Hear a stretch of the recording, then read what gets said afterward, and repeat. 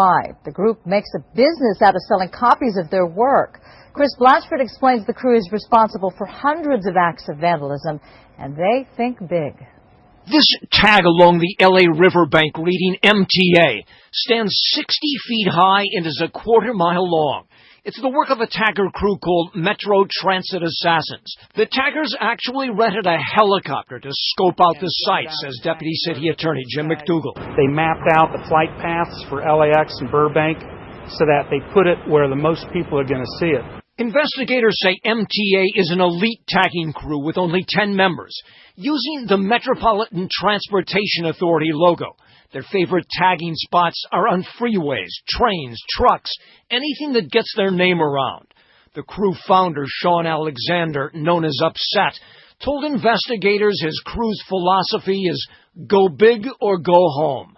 Well, sheriff's deputies have now gone to the homes of MTA members, serving the first ever gang injunction against a tagging crew. I have no doubt in my mind that this injunction is going to have a ripple effect throughout the entire tagging community. It sets curfews and orders MTA members not to associate with one another. But it's also seeking about $4 million in damages from the 10 taggers who have monikers such as Centaur and Appear. If successful, the injunction will allow the city to confiscate cars, houses, and even paychecks. City attorneys say it's about time taggers are treated like criminal gang members. McDougal says they've all been guilty of saying it's just tagging. Well, the city attorney says they're not saying that anymore. In downtown Los Angeles,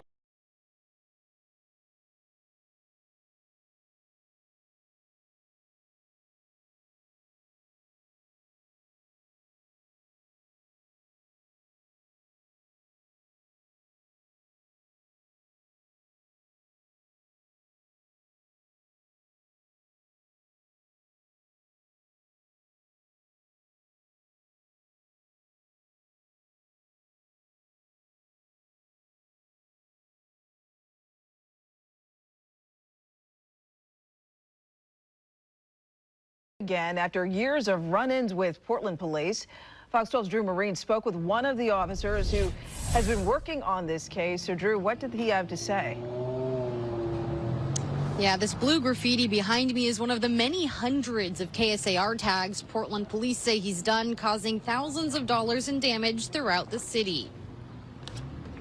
Portland Police's Central Neighborhood Response Team says 27-year-old Jerry Mijangos is one of the most prolific taggers in the city. This isn't a young person going out and getting off some teenage angst 1 or 2 or 5 times. This is a human being who's an adult who's doing this activity hundreds of times. Mijangos was first arrested back in November 2021 and was arrested again last month for a probation violation. Despite his many run-ins with Portland police, Officer Nathan Kirby-Glutkowski says alleged taggers like Mijangos do this for the fame that comes along with it. And you get more fame and more notoriety. The more places you put this tag up, the more risky the places are you put the tag.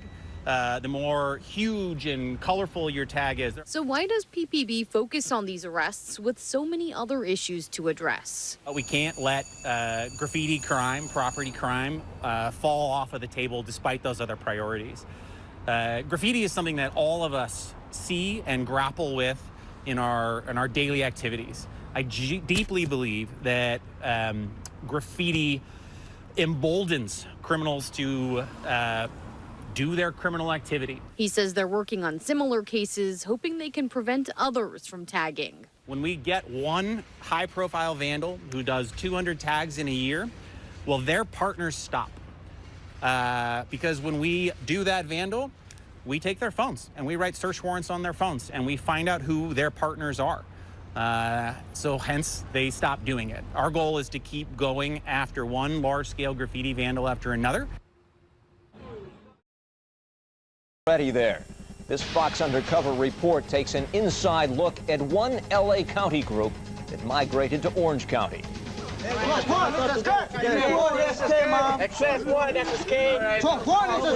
It started here in the LA County city of Southgate more than 4 years ago. We got the gas, we'll use them if we have to. Previously non-violent graffiti taggers turning to the gun. We got the gas. There is bitter disagreement about the use of weapons.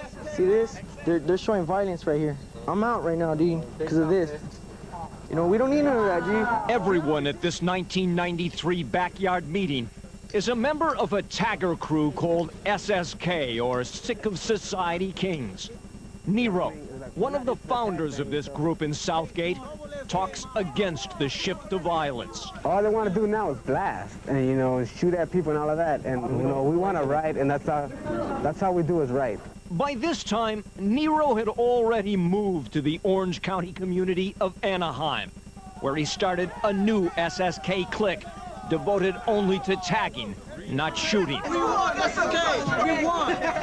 Back then, he lost the battle against the gun. What's up? It's Los Vagos gang. SSK, Anaheim. Today, Anaheim members call their SSK clique Los Vagos, the Gangsters. Gangbang ain't work. Gang balls hands. All them tagging crews and no more. No more. And consider SSK a hardcore gang entrenched in their Anaheim neighborhood. I mean, what happened? I mean, they started blasting on you? Nah, they just talking taggers this, taggers that, whatever. So we could gangbang too. And here at a party in nearby Buena Park a month ago, SSK Anaheim meets up with SSK factions from Southgate. And another SSK force from West Side Los Angeles. SSK now stands for South Side Crooks. South Side Crook, yeah! This party is at the home of someone associated with yet another gang. Baker Street. Baker Street from the west side of Fullerton. One of them here waves a small handgun. As the SSK contingent makes its presence known another way.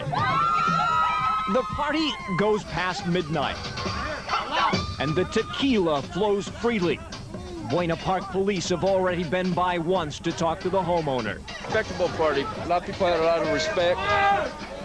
No weapons. Everybody's cool. But not for long.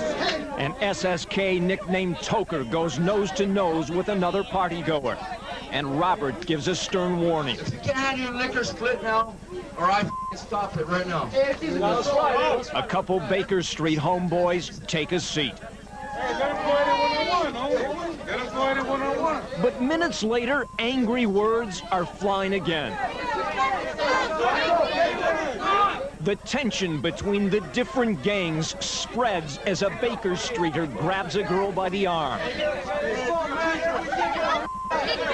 He throws his beer at her.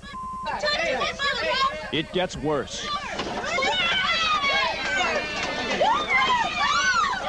Beer spills and fists fly. Punctuated by a gunshot. The gunman takes off running as partygoers scatter, and a teenager friendly with SSK gets a bullet in the chest. The drunken gangster who ignited this last fight gets pulled away by a homie, as police sirens replace the sound of screams.